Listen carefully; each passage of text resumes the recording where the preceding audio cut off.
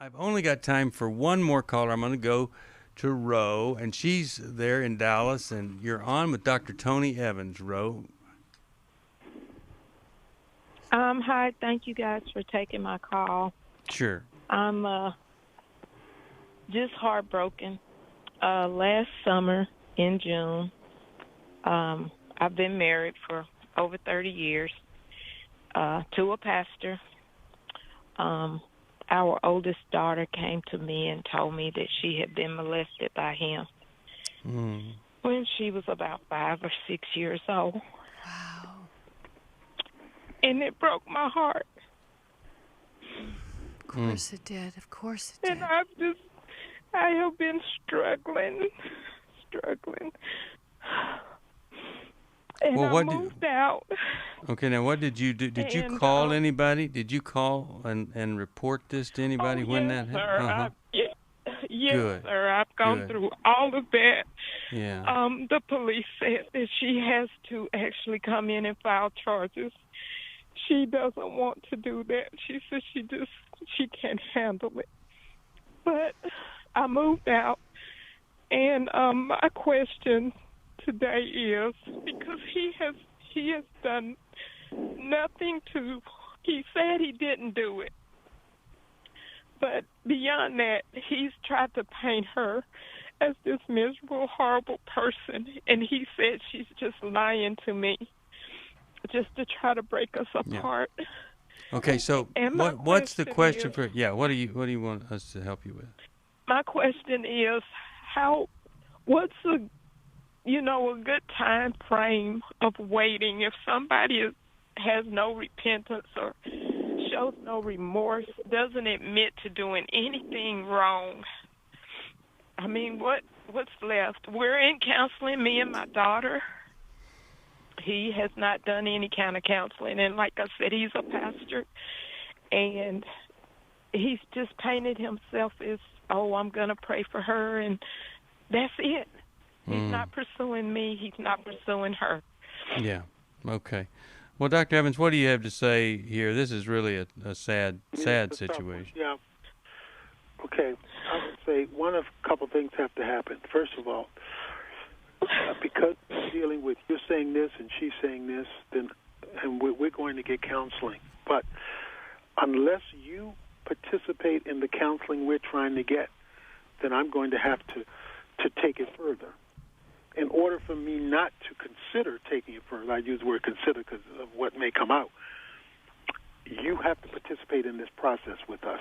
And I would put him in a situation where he has to make a decision that it would be in his best interest to participate, at least on the counseling level. Mm-hmm. Yeah. And I agree with you, Dr. Evans. What happens to us, Ro, and I, too, am a former pastor's wife, that there was some sexual acting out and deception.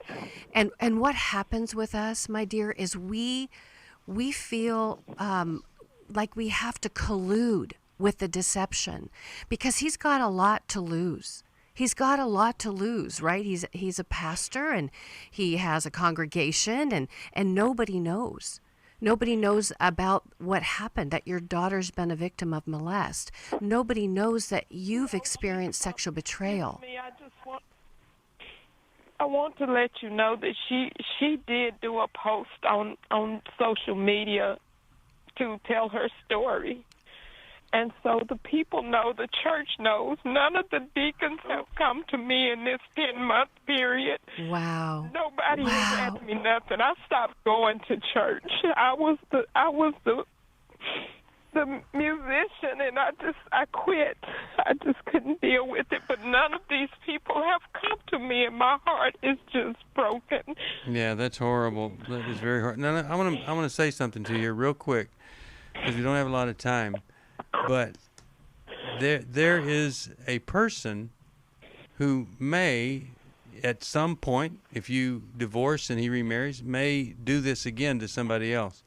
And if I was you, I would be saying to your counselor, help me, help my daughter to be strong enough to report this so that something good could come out of it, whether it's the world being protected from him or just my daughter being treated well and letting her know that she is believed and that somebody cares. Because it sounds like that in your world, a lot of people aren't stepping forward to care about her or you. And so it's really important, I think, when these things happen, that someone who has been traumatized like this needs to be reported. There are many, many organizations in my town here in Indianapolis.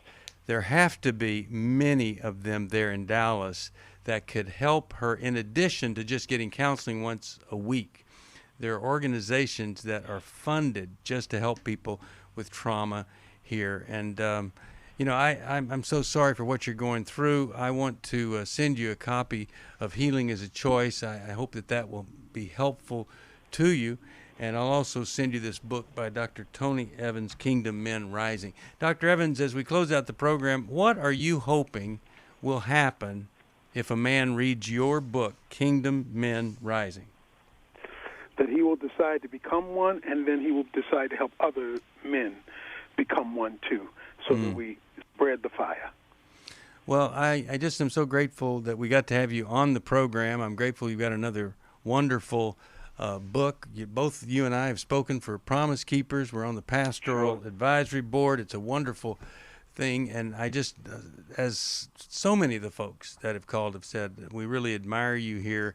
You are a teacher of true truth. Can I have one thing? Dr. Yeah. Evans, what would you say to that pastor if you could be face to face with that situation? The pastor that Ro just talked about, what would you speak to him as a pastor to pastors? Well, first of all, I would say you need to come to grips with your sin. You must confess your sin to those who you have offended. Seek their forgiveness. Go with them to seek family healing. And you probably need to take, while you go through this process of healing, a leave of absence so that we can see how much further we can move forward, if we can at all.